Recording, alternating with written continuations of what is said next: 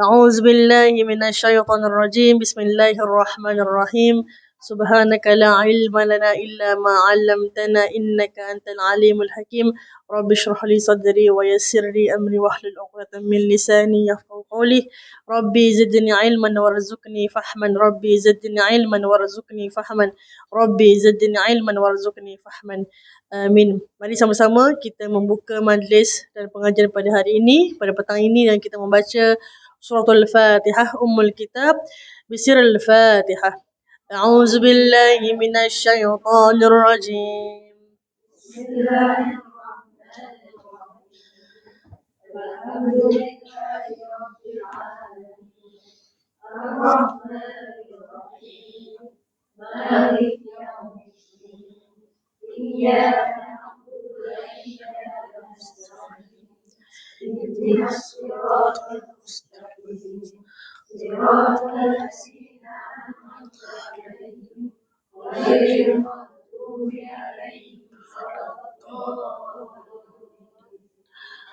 Amin. Assalamualaikum warahmatullahi wabarakatuh.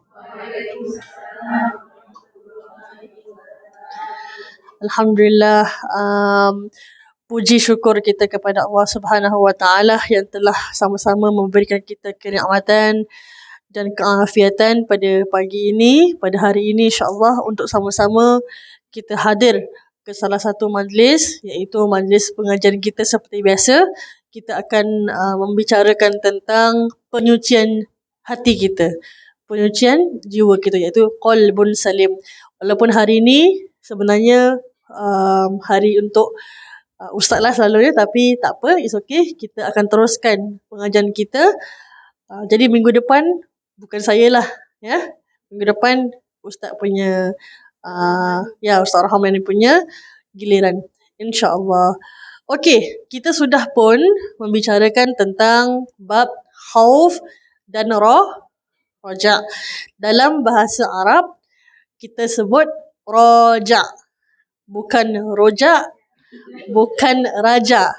Raja dalam bahasa Melayu tu adalah ketua, kan, king, ataupun dalam bahasa English lah raja. Tapi dalam bahasa Arab dia ada apostrophe tu, maksudnya kita sebut namanya raja. Raja, bukan raja, bukan rojak juga. Saya nak kena betul-betulkan ni sebutan raja. Ain dekat belakang tu, ain. Okey. Bagi mereka yang mungkin baru, ada yang baru hari ni, okey. Bagi yang baru mengikuti kelas pengajian ini, iaitu untuk bahagian saya, setiap 2 minggu kita akan belajar menggunakan kitab Qalbun Salim yang telah dikarang dan ditulis oleh Murabbi Ustaz Muhadir Haji Jol, dan ini juga merupakan syarah bagi kitab Penawar Hati. So Qalbun Salim ni sebenarnya kitab yang dikarangkan oleh Ustaz Muhadir, tetapi ia merupakan syarah untuk kitab yang lebih tipis lagi. Ada kitab tipis tu namanya Penawar Bagi Hati. Jadi kitab ni namanya bukan Penawar Bagi Hati. Nama kitab ni ialah Qalbun Salim. Tapi ada kitab yang lebih tipis namanya Penawar Bagi Hati, itu agak tipis. Jadi ustaz buat yang lebih tebal sikit untuk memberi lebih penerangan. Jadi kita menggunakan kitab ni bagi yang mereka baru mengikuti kita pada hari ini, insya-Allah. Nah, kita dah halfway through dah, dah lebih sebenarnya, kita dah halfway through. Hari ini kita akan teruskan tentang bab khauf dan raja. Khauf itu adalah takut. Khauf ataupun dalam bahasa Arab khasya. Khasyaya bermakna takut, ataupun dalam bahasa English scared. Scared, takut. Selain daripada scared apa? Apa tu? Oh, itu dalam bahasa Jawa. Okey, dalam bahasa Indonesia takut apa? Takut jugalah. Takut sama lah, takut. Dalam bahasa English scared dan sebagainya. Jadi khauf dalam bahasa Arab, dalam bahasa kitab Qalbun Salim dipanggil khauf tu means takut. Jadi kalau as and when saya cakap tentang khauf Khauf itu bermaksud takut. Kalau saya bicara tentang roja bermaksud harap. Roja bermaksud harap. Okay. Dalam bahasa English, hope. Hopeful. Dalam bahasa Jawa, siapa yang nak kasih? Apa? Ada? Sama juga. Harap juga Okey, insyaAllah. Jadi kita terus saya teruskan Okey. Jadi pengertian khauf ni kita ulang kaji untuk bagi mereka yang baru kita ulang kaji. Khauf itu bermaksud perasaan tidak tenteram dan bimbang terhadap sesuatu yang tidak disukai yang akan berlaku pada masa akan datang. Itu khauf. Maksud dari bahasa. Bahasa, dari segi bahasa, makna takut ialah perasaan tidak tenteram ataupun bimbang akan sesuatu yang berlaku yang tidak disukai. Itu maksud takut. Was-was lain. Was-was tu dia ragu-ragu. Kalau takut dia macam scared lah. You scared for something. Contoh, hari ni kita dah cuci baju. Kan, sekali tiba-tiba nampak mendung awan. Kita rasa, alamak takut hujan pula kan. Itu apa perasaan dia? Rasa risau, rasa gelisah kan. Tak suka kan gitu. Bukan tak suka hujan lah. Tapi takut sebab kita dah buat kerja yang banyak kan. Kita dah basuh baju ni nak jemur kat luar. Tiba-tiba hujan lebat pula contohnya. Itu perasaan takut. Dari segi bahasa itulah nama apa dia punya, dari segi bahasa itulah nama khauf. Okey, selain daripada itu, khauf juga merupakan kepedihan atau yang ataupun terbakarnya hati kerana memperkirakan akan tertimpa sesuatu yang tidak menyenangkan. Okey, ni apa ni? Pada masa akan datang, bukan dating typo. Suka. Masa akan datang, bukan dating. Saya minta maaf. Ni tiba-tiba typo. Jadi rasa pedih, rasa hati itu seakan-akan terbakar. Bukan hati itu betul-betul terbakar. Hati itu seakan-akan macam panas. Memperkirakan akan tertimpa sesuatu perkara yang tidak menyenangkan pada masa akan datang. Itu maksud khauf. Kalau benda tu kita tak rasa bimbang, tak rasa takut, itu bukan tandanya kita khauf. Kita tak ada apa-apa rasa. Tu berlainan. Khauf tu, takut tu mesti kena ada rasa tak tenteram. Mesti ada rasa mesti kena rasa gelisah. Itu antara perasaan atau tanda orang itu ada khauf. Itu general sahaja. Khauf yang paling baik, takut yang terpuji adalah takut kepada Allah Subhanahu Wa Taala. Takut kepada makhluk, takut kepada orang lain, takut kepada benda-benda lain tidak terpuji. Tetapi takut ataupun khauf terhadap Allah Subhanahu Wa Taala adalah khauf yang terpuji, yang paling bagus sekali. Sebab manakala khauf-khauf yang lain, takut-takut yang lain menjauhkan kita daripada Allah, takut kepada Allah malah akan mendekatkan kita kepada Allah Subhanahu Wa Taala. Cuba kita try. Takut dengan Allah, menjauh ke makin mendekat? Makin akan mendekat. Sebab apa? Bila kita takut dengan Allah, kita tidak akan mencari murka Allah Subhanahu Wa Taala. Senang, simple. Boleh Okay. Dia agak berat sikit topik hari ni. Jadi saya nak buat sesantai yang mungkin. Tapi taklah santai yang sikit-sikit ada ketawa, tidaklah. Maksudnya santai yang kita faham, insyaAllah. Jadi menurut ulama, pembahagian khauf itu ada 4. Yang pertama, khauf dari segi ibadah. Takut dengan ibadah kita. Contoh, takut-takut tidak sempurna. Takut-takut tidak diterima oleh Allah Subhanahu Wa Taala. Yang kedua, takut syirik. Maksudnya khauf syirik. Ini bermaksud apa? Takut sampai boleh jatuh kepada syirik. Sebab tu orang kata jangan kita takut sangat dengan hantu. Takut-takut kita punya takut tu, takut kita punya khauf tu kepada hantu melebihi kita takut dengan Allah pula. Tu syirik syirik kecil.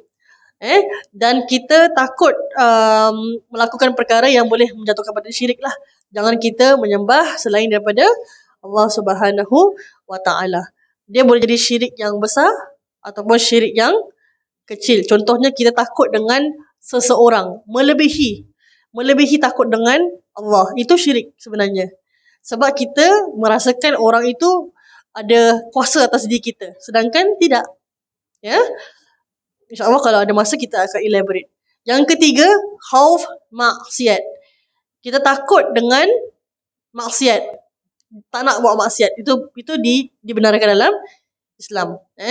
Dan akhir sekali, khauf bukan tabiat khauf tabiat. Tabiat dalam bahasa ini dalam bahasa Arab tau. Tabiat dalam bahasa Arab. Tapi orang Melayu pakai bahasa Arab.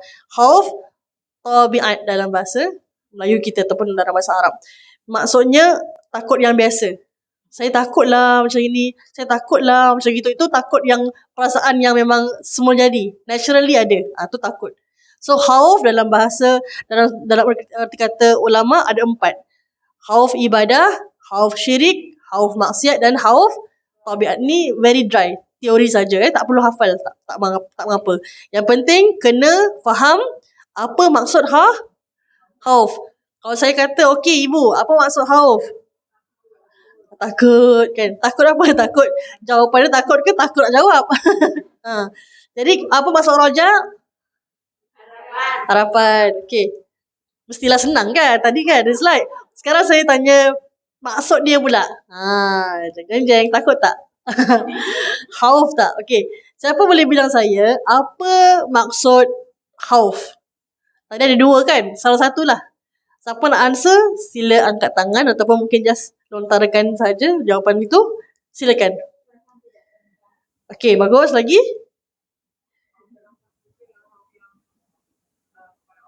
Okey, boleh. Alhamdulillah. Okey, additional info. Bagus.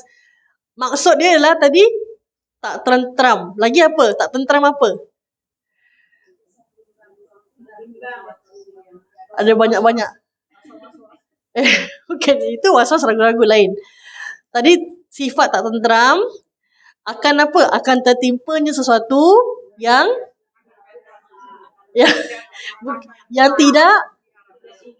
tidak diinginkan. Kan baru saja slide yang pertama tadi. Baru aja ni. Ni mesti makan banyak ni, that's why. Satu hayal ni, okey. Perasaan tenteram ataupun rasa pedih hati kita, nyaris-nyaris seakan-akan terbakar hati kita, takut-takut tertimpa sesuatu yang tidak disukai dan tidak diingini dari kita punya kehidupan dalam masa akan datang. Nanti saya akan tanya lagi tau. Ni tak tanyalah, ni senang. Okey, seterusnya. Takut itu ada tahapan. Tingkatan takut kita mengikut tahap kita kenal Allah. Kata Nabi dalam sebuah hadis, man arafa nafsahu faqad arafa rabbahu. Yang bermaksud barang siapa yang mengenal diri sendiri. Man arafa nafsahu. Barang siapa yang mengenal diri sendiri, faqad arafa rabbahu. Dialah yang akan mengenal siapakah Tuhan dia. Siapa kat sini tak tahu siapa Tuhan kita? Angkat handphone, taklah. Angkat tangan. Semua kenal kan? Siapa Tuhan kita? Allah Subhanahu wa Ta'ala. Alhamdulillah. Jadi bila kita kenal Allah, kita tahu tak yang kita ni siapa? Kita hamba. Tapi dalam hadis ini Rasulullah kata, man arafa nafsahu faqad arafa rabbahu. Siapa yang kenal dirinya sendiri, silakan. Siapa yang kenal dirinya sendiri, dia akan mengenal Tuhannya. Dan siapa yang mengenal Tuhannya, dia akan tahu siapa dirinya, iaitu hamba yang tidak ada apa-apa nilai sebenarnya. Kita ni sebenarnya tak ada apa-apa. Nak dikatakan kita punya solat, kita punya amalan, kita punya ibadah semuanya tu tak akan memberi kesan kepada Allah. Kena tahu, ini semua adalah tauhid. Kita punya amalan tidak memberi kesan kepada kebesaran Allah. Tidak. So how much that we ibadah ataupun kita sikit ibadah kita tidak memberi kesan betapa besarnya Allah tu. Faham kan? So contohnya, tak ada, contohlah dikatakan satu dunia ni tidak menyembah Allah sekalipun, tak akan affect Allah sebenarnya. Sebab Allah tetap Allah. Tetapi dia affect kita. Kenapa? Itu tanda kita ni orang yang tidak berakal. Kita ni tidak memilih Allah, tidak memilih kehidupan yang lebih baik, iaitu memilih untuk taat kepada Allah. Faham Jadi kita boleh takut tu, tahap takut kita sekarang ni adalah tahapan kita mengenal Allah. Macam mana nak tahu? Kena tengok tanda-tanda pada diri kita. Let's see ourselves. Kita takut tak dengan Allah? Orang akan cakap takut sebenarnya. Everyone boleh say takut. Tapi how to gauge? Macam mana nak tahu, nak nilai? Tengok amalan kita. Solat 5 waktu tepat tak? On time tak? Satu. Puasa tak pernah lopong. Tak pernah bolong tak? Contoh. Saya faham. Maksudnya apa, insya-Allah. Kalau tak faham saya tanya, insya-Allah.